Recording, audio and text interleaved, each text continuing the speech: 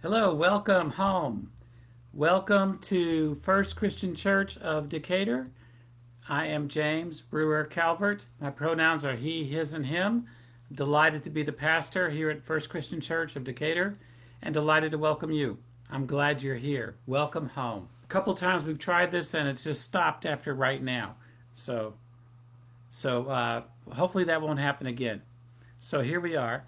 So this is our midweek Wednesday check-in. I hope that you and yours are doing well. I'm going to get this set up there. There we go. Okay.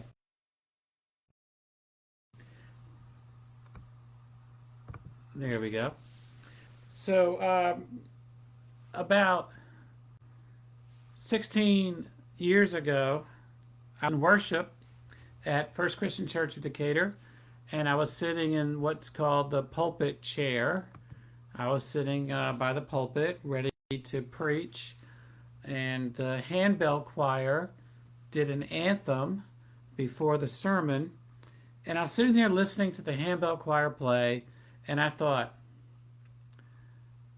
I think I'd like to try that.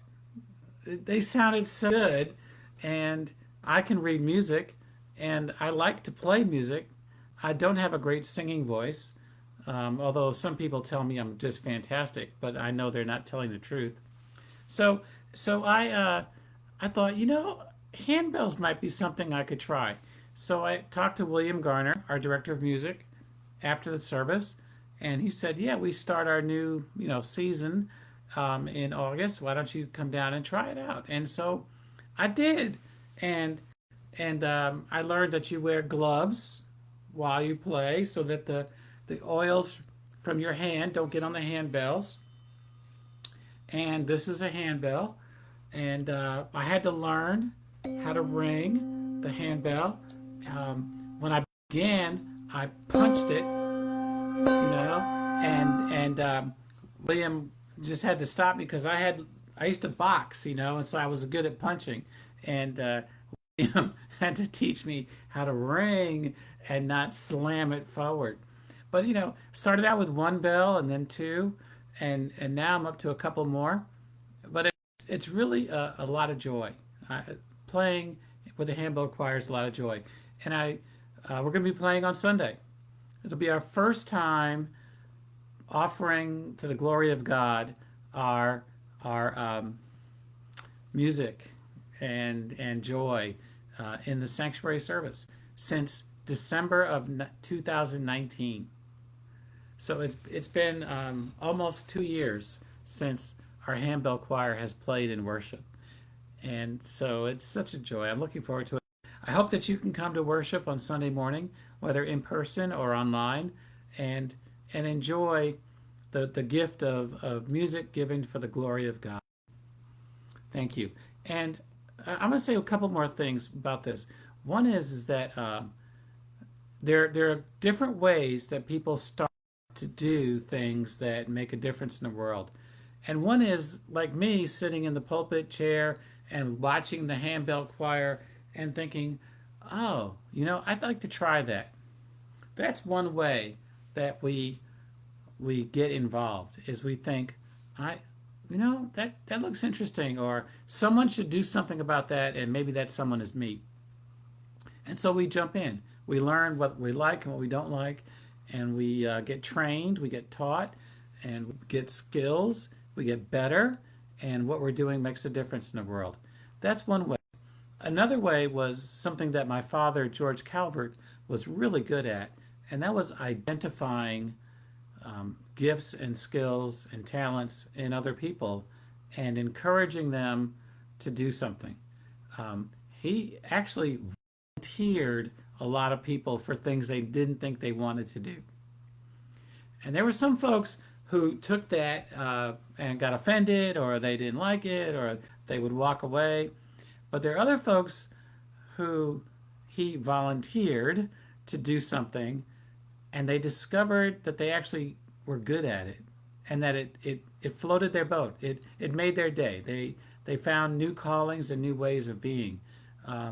There's a long list of folks in this world who are doing amazing gifts and acts of grace for God, who were volunteered by my father, George Calvert. And that's another way. And there are folks who walked away and said, "No way, I'm going to try that or do that, and you can't make me." He never did, but he identified gifts and skills in folks. So be listening when someone says, "Hey, have you thought about trying X, Y, and Z?" They may have identified something in you that you can do and do well, even if you never thought before that that was something you wanted to do or could do or should try to do.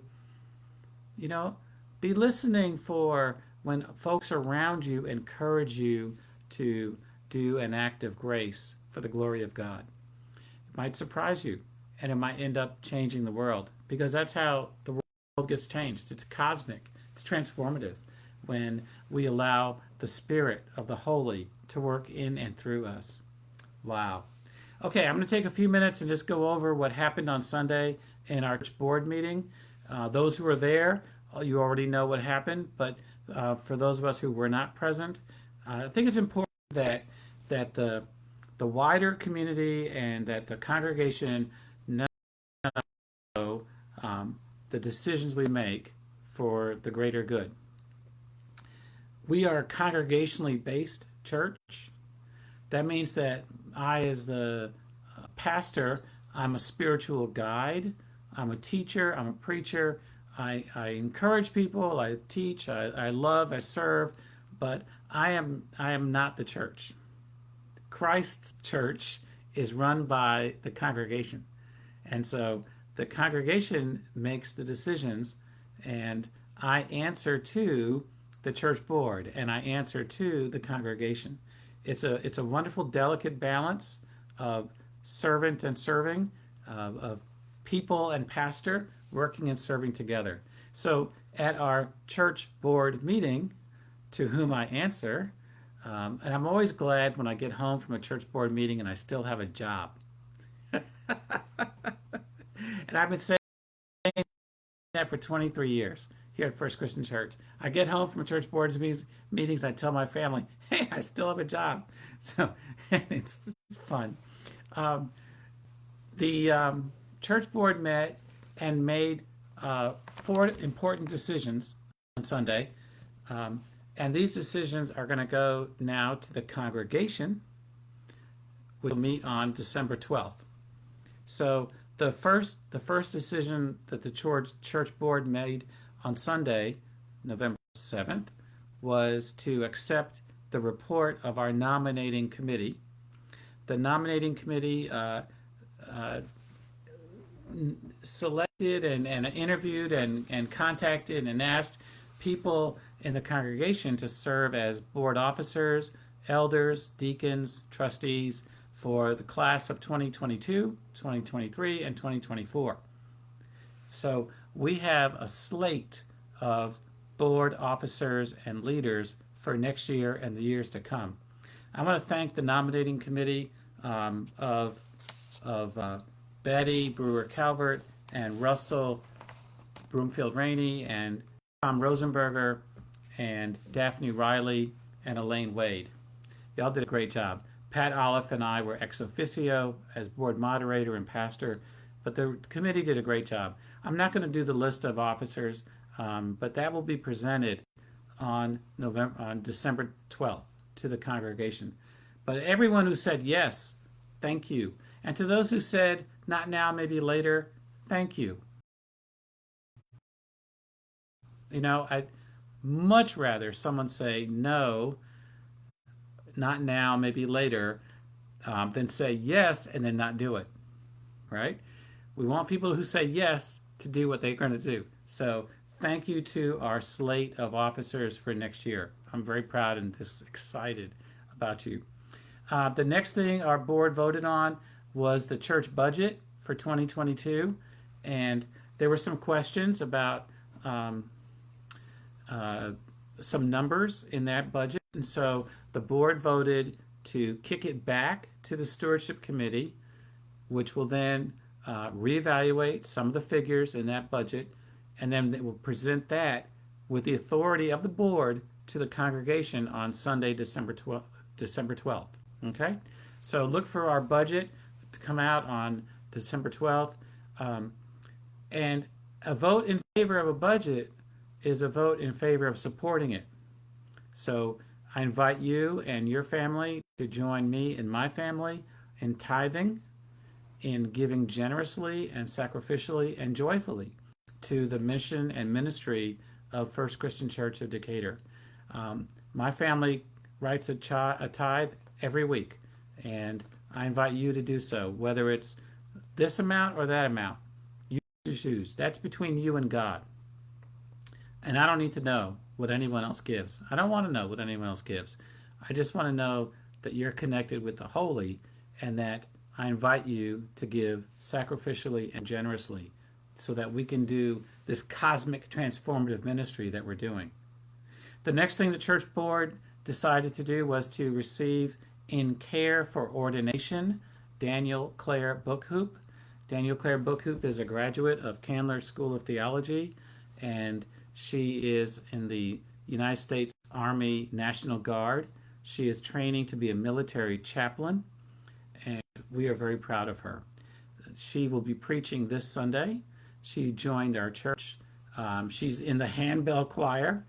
Oh my God, she just jumped right in. And she lives an hour away, but she commutes to us. So she's with us 2 Sundays a month, and the other Sundays she's with the National Guard or with her family out of state. So we are thankful that she has asked to be ordained through First Christian Church. It's a year-long process of being in care, and the board received her for in care, this getting to know you and working and serving alongside you. And then she'll need to be approved by the congregation on Sunday, December 12th. And then with that, the congregation presents her to the Mission on Ministry in the region of Georgia for consideration. And that's a process, and that takes a while. So we are thrilled to be on that journey with Daniel Clare Bookhoop. The next thing the church board decided to do was to receive a report, an motion from our church trustees on behalf of our endowment fund trustees. And our congregation has a scholarship fund called the Schwab Scholarship Fund, which the funds are kept at the Christian Church Foundation, and the interest of that Schwab Scholarship Fund is then given in as a scholarship to a seminary student who must be a resident of Georgia, a member of a Christian Church Disciples of Christ congregation in Georgia, and must be attending an accredited seminary and in the Master of Divinity degree program. It used to say that they had to have an intent to be a minister of the gospel or of a church. We've amended that in the past.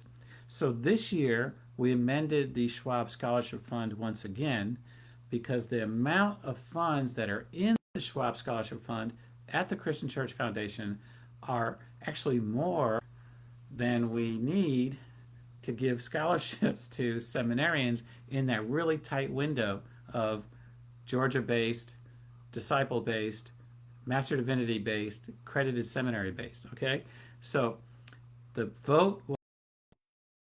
proposal was to divide the funds that are in the Christian Church Foundation that are held there for the Schwab Scholarship Fund, divide them in half, so it's about $5,000 in one half and about $35,000 in the other half. The interest would be divided equally, and so half of that interest would go towards the Schwab scholarships for the seminary students, and the other half would be decided by the endowment fund trustees to be used for enhancing theological education. And that might be at the local level or the regional level or the general manifestation of the church. And that's up to the endowment fund trustees to decide that. And so the board voted in support of that proposal. And so now that goes to the congregation. Guess when? Sunday, December 12th. The congregation will get to vote on that broadening of the terms of the Schwab Scholarship Fund. It's an abundance of blessings that the money has grown to an extent that we can now do that. And those are funds that are given by folks like you and like me, that are folks who have been so generous in sharing legacy gifts and memorial gifts and tithes to support this fund, which supports the enhanced theological education of seminarians here and around the country who are from Georgia. So it's a big deal, and this was a big step to broaden our scope and our range of grace and ministry. Hey, thank you so much for being you. I've got a handbell choir. I've got my gloves. Going to put them back on. We're getting ready for the Christmas sale. We're getting ready for Advent. We're getting ready for Christmas.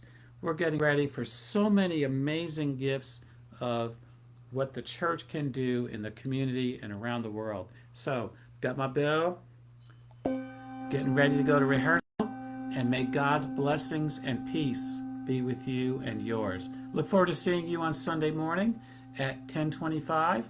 Daniel is preaching.